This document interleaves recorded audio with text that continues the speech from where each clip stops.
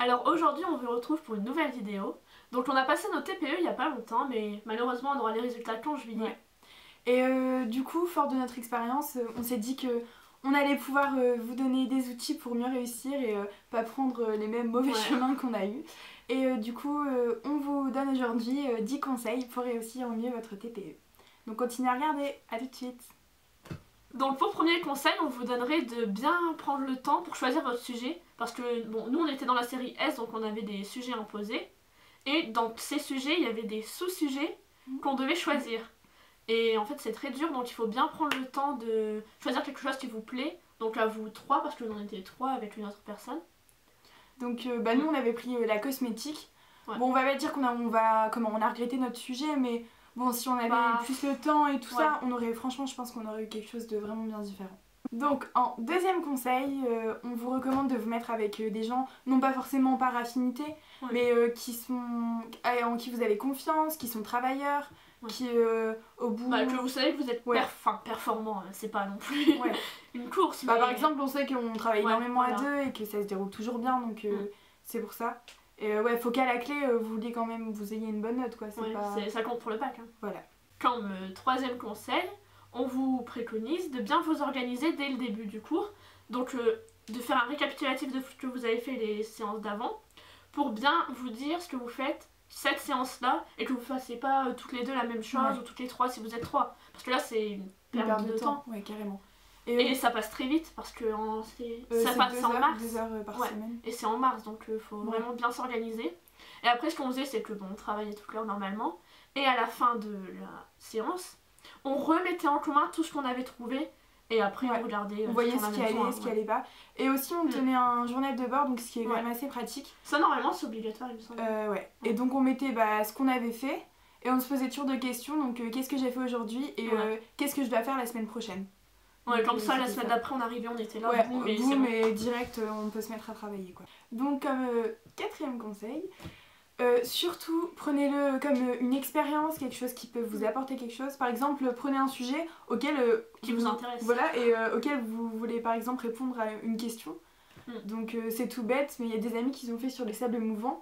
Si ça vous intéresse, si vous êtes posé la question étant petit, c'est très intéressant.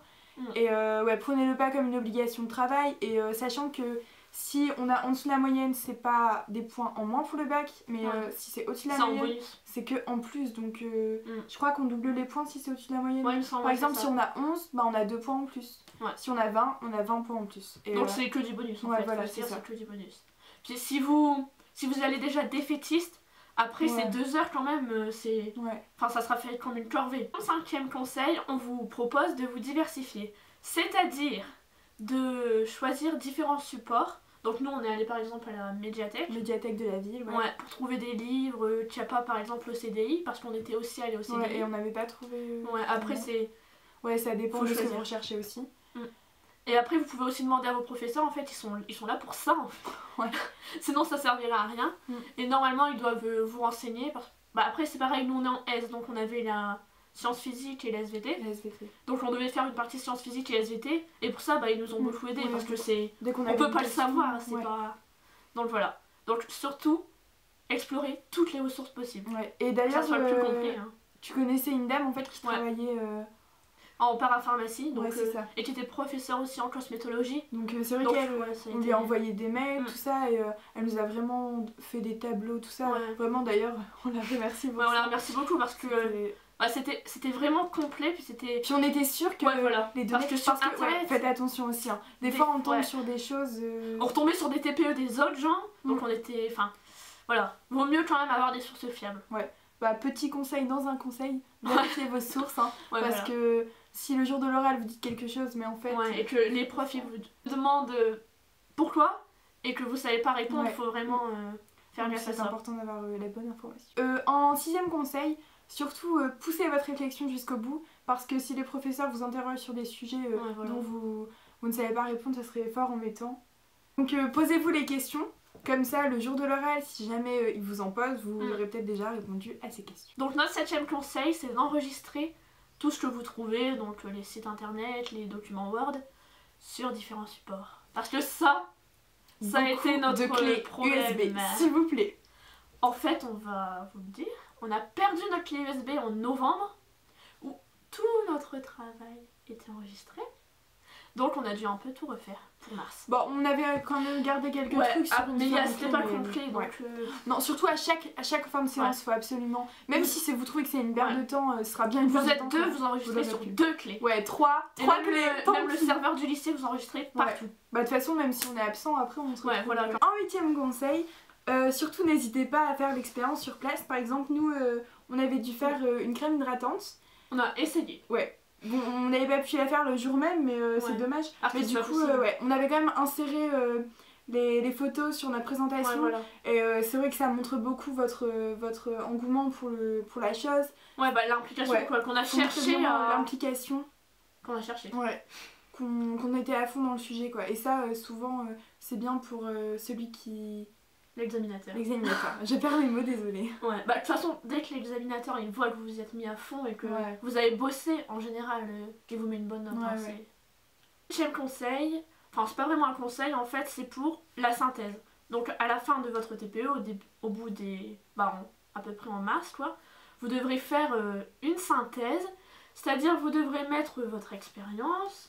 C'était ça en gros, c'était... en fait c'est un compte rendu de l'année qui se tient en 2 pages et avec les sources dedans.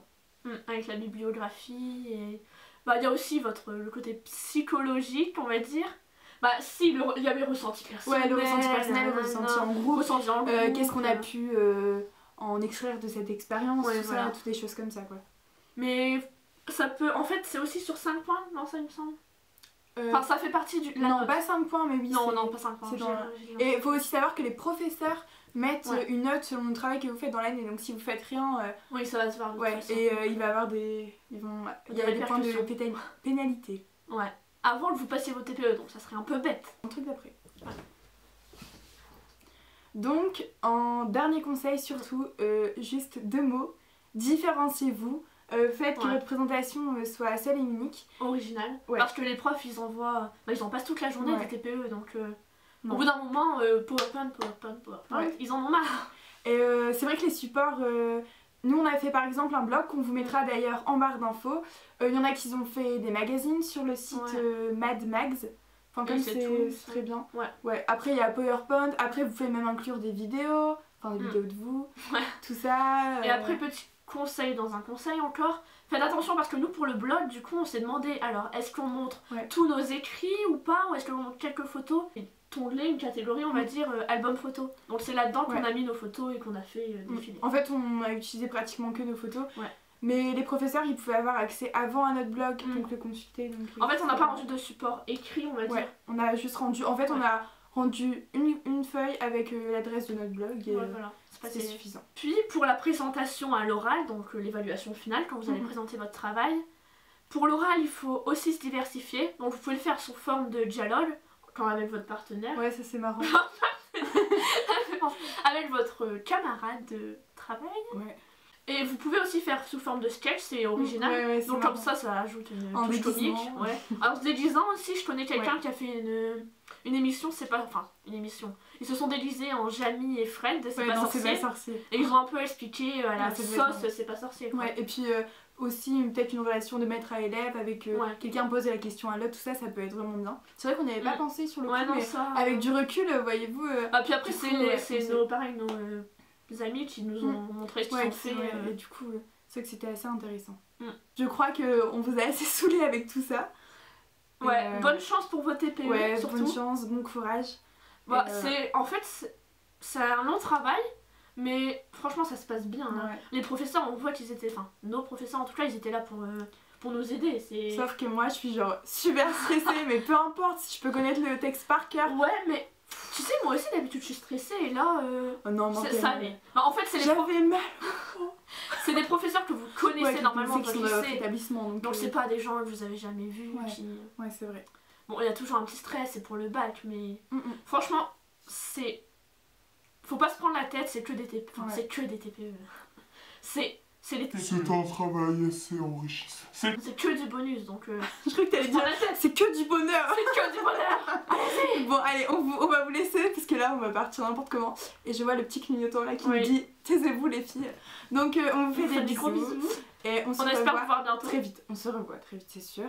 Alors les deux en même temps, ça sera encore mieux. Voilà, donc bisous bisous. Bisous. Salut. Gone and I gotta stay.